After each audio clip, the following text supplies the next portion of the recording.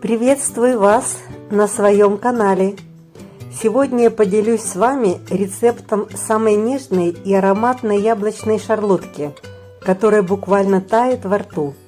Расскажу, как добиться, чтобы она была очень пышной, а также о способе закладывания яблок, чтобы не утяжелять тесто и сохранить форму. Шарлотка – это теплый вкус детства и уютных осенних вечеров.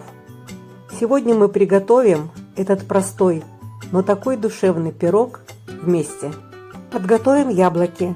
Возьмите 4-5 средних яблок.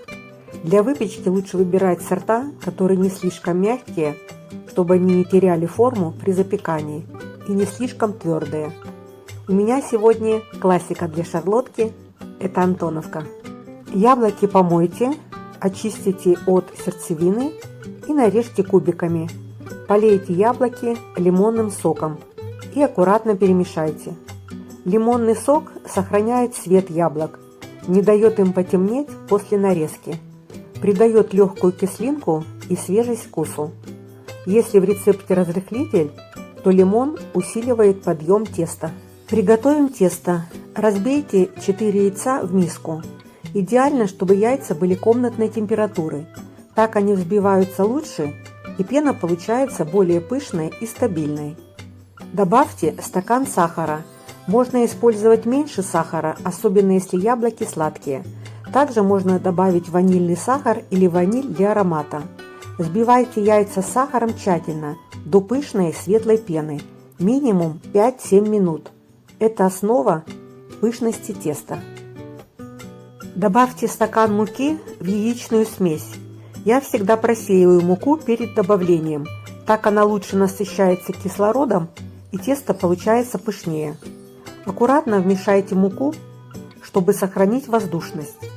Добавьте разрыхлитель.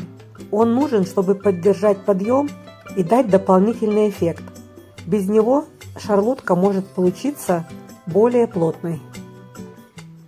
Подготовьте форму, застелите дно пергаментом, смажьте бока маслом и присыпьте мукой. Существует несколько способов закладывания яблок.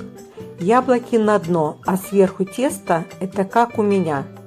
Ровный слой яблок хорошо пропекается, вкус фруктов концентрируется внизу.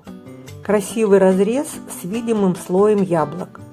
Яблоки в тесте – второй способ. Равномерное распределение фруктов, тесто и яблоки взаимно пропитываются, и пирог получается более влажным. И третий способ – это чередование слоями. Яблоки не оседают на дно, но это более сложный внешний вид и структура. Я предпочитаю классический способ яблоко на дно, чтобы не утяжелять тесто и сохранить форму. К сожалению, этот фрагмент не записался. Далее аккуратно покрутите форму, чтобы тесто распределилось равномерно, и посыпьте сверху чайной ложкой корицы. Разогрейте духовку до 180 градусов и выпекайте шарлотку 50-55 минут. Готовность проверьте деревянной шпажкой. Если выходит сухой, то пирог готов. Вы только посмотрите, какая пышная яблочная шарлотка у нас получилась. Диаметр 22 см, высота 5,5 см. Дайте пирогу немного остыть, затем нарежьте и подавайте с чаем или кофе. Друзья, всю информацию о рецепте вы найдете в инфобоксе под видео, а дополнительную информацию я публикую в моих записях в сообществе. Не забудьте подписаться и поставить лайк, если вам понравился рецепт. Ну а я благодарю вас за просмотр, желаю вам всего доброго и, конечно же, увидимся!